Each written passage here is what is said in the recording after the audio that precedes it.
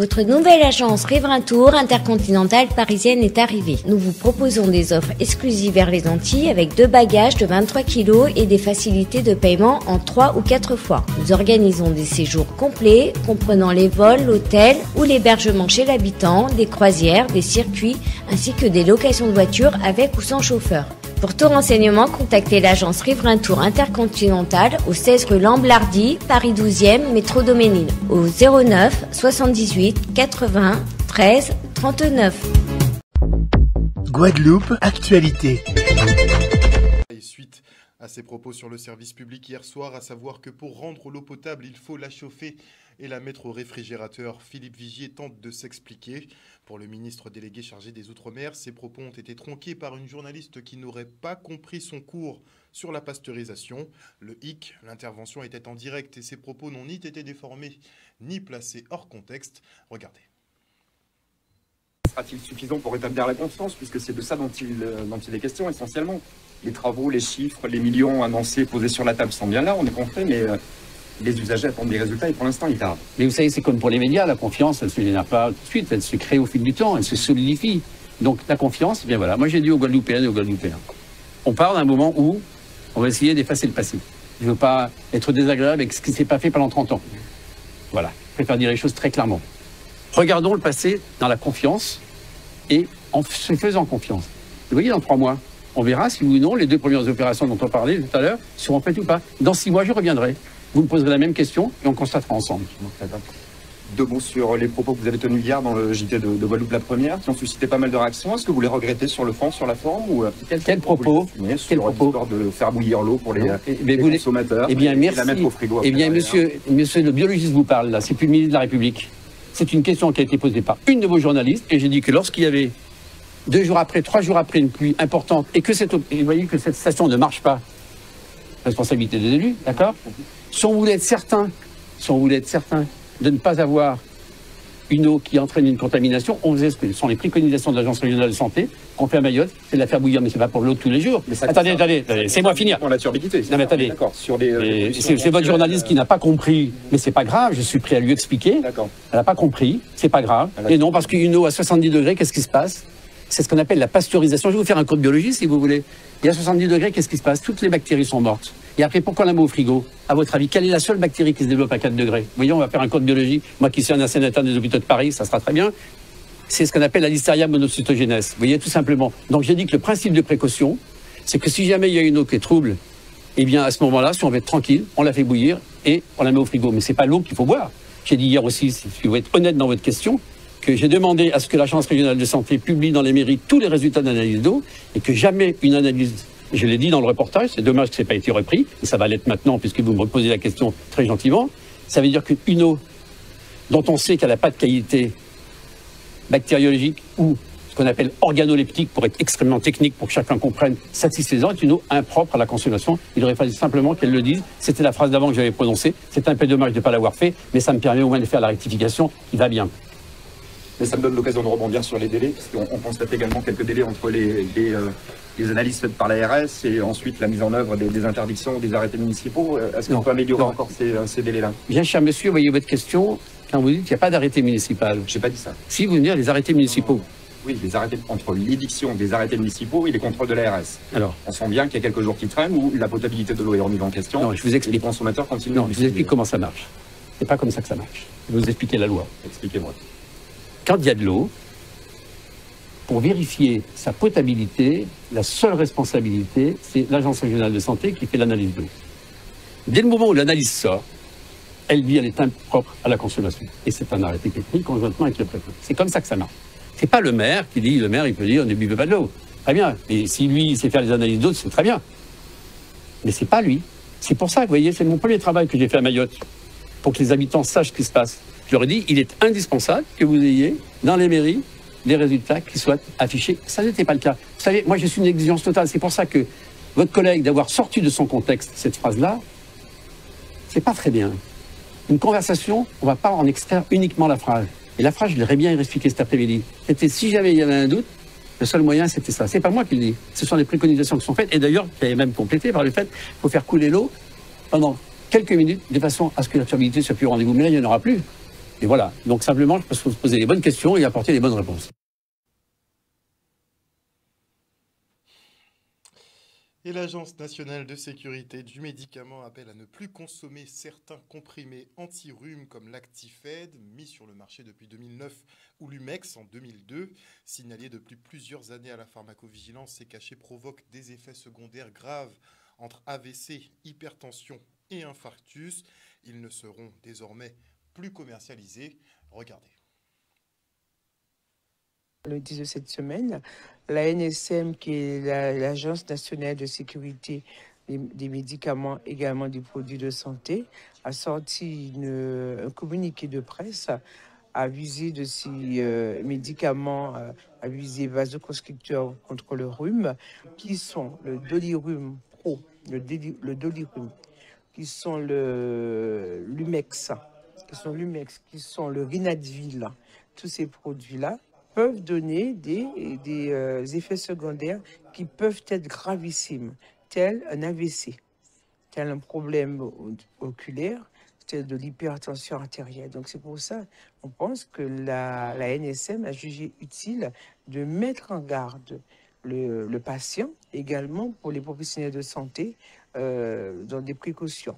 Ça sort maintenant, mais nous, depuis 2017, depuis 2019, nous avions déjà des alertes sur ces produits où il y avait eu des cas qui sont rares, mais quand même gravissimes. Parce que vous imaginez, vous avez un rhume, vous prenez un médicament parce que vous avez le nez très bouché, vous prenez un médicament pour vous déboucher le nez et vous faites un AVC. Donc ce sont des cas qui sont véridiques. À terme, ce sont des produits qui seront retirés du marché.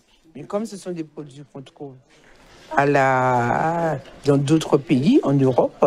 Donc on attend certainement, la NSM attend un arrêté européen afin de sortir ce produit du marché en France. Ces médicaments ne sont pas notre conseil de première intention.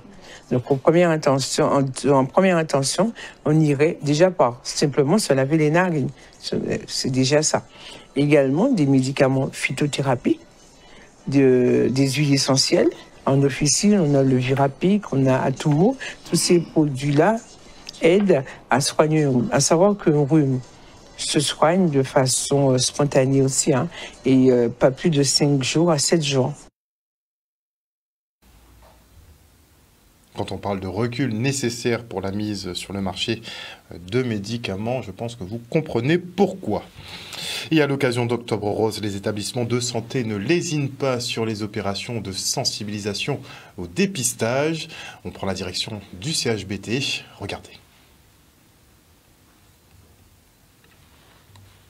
C'est une initiative qui est très sympa, parce que quand on a un cancer, on n'a pas que le cancer, on est aussi une femme, on a besoin de se faire du bien, et donc voilà, avec l'équipe, on a eu l'idée donc de proposer aux femmes qui sont là aujourd'hui donc des soins des soins esthétiques, ce qui leur permet voilà, d'être prises en charge, d'être bichonnées, et puis de se sentir belle, voilà, malgré le cancer et malgré la difficulté à vivre parfois ce cancer. Le dépistage est important. À partir du moment où on se fait dépister, on peut se faire prendre en charge. Et à partir du moment où on est pris en charge, une partie de la bataille est gagnée. Plus tôt vous ferez dépister, mieux cela vaudra pour votre santé. Maintenant, on peut se faire dépister n'importe quand et à n'importe quel âge. Il faut juste la volonté d'y aller.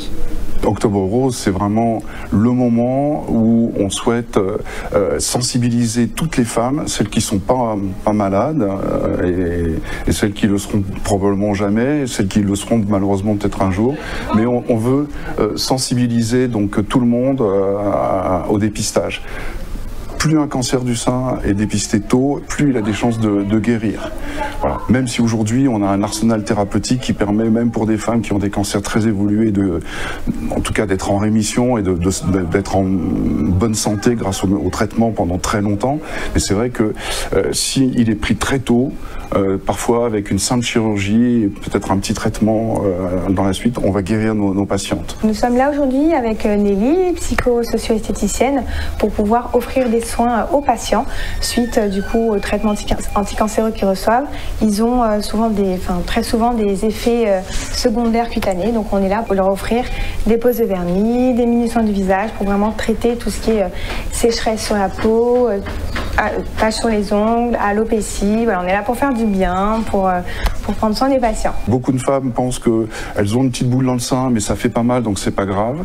Voilà. Donc on est là, c'est le mois. Bon, après on incite toute l'année, hein, mais c'est le octobre, c'est le mois où on fait vraiment un focus sur le dépistage, inciter les femmes, réexpliquer tout le temps l'importance de se faire dépister. Donc dans le cadre du dépistage systématique, c'est-à-dire organisé, institutionnel, tous les 2 ans à partir de 50 ans jusqu'à 74 ans.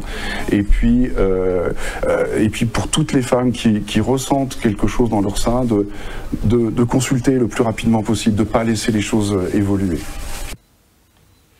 Un reportage de Michel Depape. Et retour maintenant sur la 5e séance plénière de la région Guadeloupe. Compte tenu des dégâts occasionnés par le passage de l'ouragan Tammy, la collectivité entend initier une partie du budget rectificatif pour aider des territoires comme la Désirade. Par ailleurs, le président Chalus souhaite réaliser un chantier d'enrochement à Vieux Habitants pour protéger l'entreprise Café Cholette. On l'écoute. La plénière d'aujourd'hui, c'était effectivement une décision modificative. Nous avons reçu des recettes, c'est tout à fait normal que nous puissions les remettre, faire entrer dans le budget. Et cela nous permet en même temps de pouvoir aussi accompagner, suite au passage de l'ouragan Tammy, les communes qui ont été impactées, notamment la Désirade, je suis le maire de la Désirade, mais aussi Vieux Habitants, où hier on s'est engagé avec le ministre et le préfet de l'État à ce que la région et le département puissent intervenir au niveau de l'enrochement, parce que ma priorité, c'est pas directement la rivière, mais surtout les emplois de Café Cholette qu'on doit maintenir, accompagner cette entreprise qui a souffert pendant Fiona et encore pendant Tammy. Donc nous avons d'autres communes où nous allons faire le prêt avec les maires, notamment Trois-Rivières, Cap-Esther, nous l'avons démontré. Hein. Après Fiona, nous avons des ponts qui ont été réparés, qui ont tenu à la Sarde Cap-Esther, le pont de Geta, le pont de Ravine-Michaud, ces ponts ont tenu. Et comme nous l'avons, je l'ai dit dans mon discours, c'est 27 millions d'euros que nous avons mis sur 14 ouvrages en Guadeloupe, sur des talus pour pouvoir sécuriser la population guadeloupéenne et nous continuerons à le faire. La région a toujours été là, la région sera là. Comme je le dis, ça c'est important. Je ne suis en compétition avec personne. Nous faisons notre travail dans l'intérêt des Guadeloupéens. Nous avons pu approuver et voter un certain nombre de points et d'autres nous avons tenu à nous abstenir. Abstention tout d'abord sur la décision modificative. C'est une décision modificative qui porte sur plus de 55 millions de mesures nouvelles et notamment sur aussi des apurements d'autorisation de programme et d'autorisation d'engagement. Pourquoi nous abstenons? Parce que nous avons un problème et nous l'avions déjà fait savoir lors du vote du budget primitif sur la programmation et l'exécution des crédits réacteurs.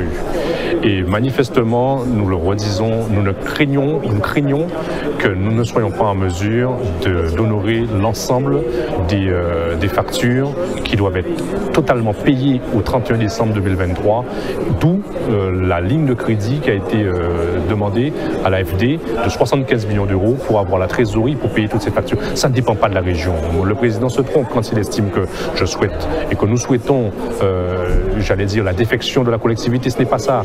Il y a un principe de réalité. Souhaitons que nous fassions du mieux possible, sinon nous serons encore effectivement dans un objectif qui ne sera pas atteint. Voilà la raison pour laquelle nous n'avons pas souhaité voter l'adhésion modificative. Et le département lui signe son 12e contrat pays avec le territoire de Baïf. 15 millions d'euros seront engagés pour les projets de la ville, la réfection des routes départementales, des travaux au collège et l'amélioration du port. On fait le point avec Guy Losbar. Effectivement, aujourd'hui, c'est le 12e contrat pays que nous signons, que nous contractons avec la ville donc, de Baïf.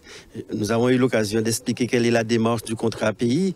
Il est nécessaire que le département signifie ses engagements, qu'il s'agisse sur les routes, les collèges ou le port. Et là, nous avons bien montré qu'il y a des engagements forts concernant les routes départementales et également concernant le port, puisque ce sont donc des infrastructures des équipements structurants pour le développement et l'attractivité de la ville.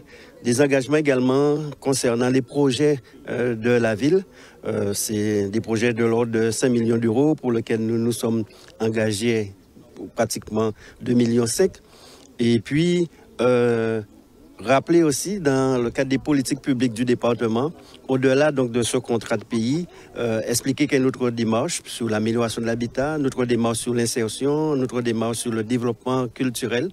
Donc c'est pour moi c'est une très bonne chose au-delà donc d'engagement dans le cadre d'une réunion.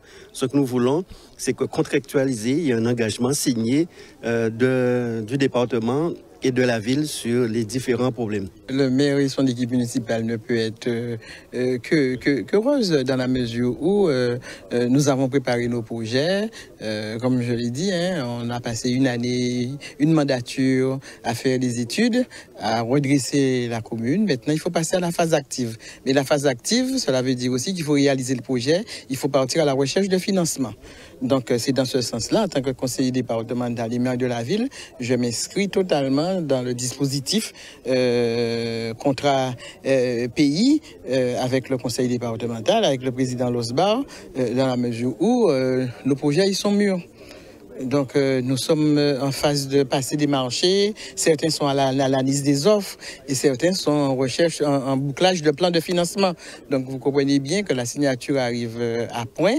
Maintenant, il faudra se mettre au travail pour pouvoir consommer ces crédits. Ma très grande satisfaction, c'est que les dossiers, les projets présentés par la ville de Baïf, ce sont déjà des projets structurés, traités, examinés, où nous sommes au stade de passation donc, de marché de commande, donc, qui voudrait dire que le calendrier présenté 2023, 2024, 2025 sera respecté.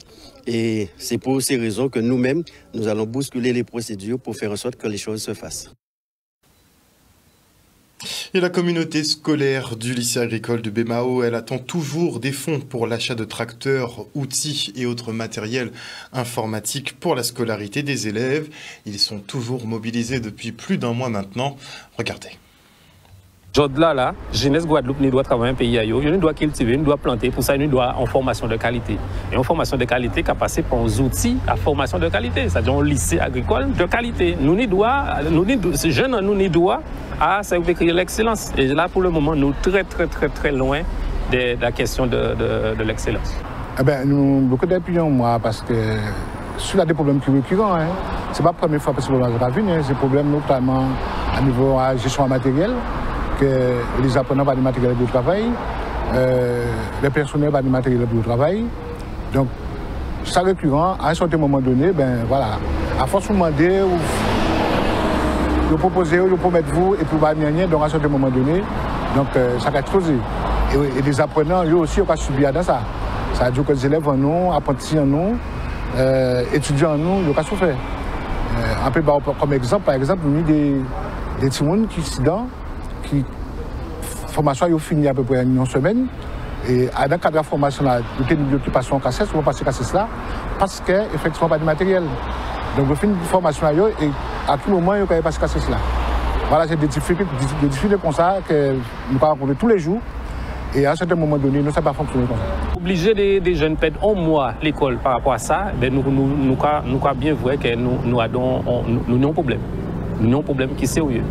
Alors, Jodla là, mais là, l'habitant là qui a coincé, l'habitant là maré, c'est que les jeunes qui ont exigé qu'il n'y ait effectivement matériel là, ce terrain là, les gens répondent après les vacances.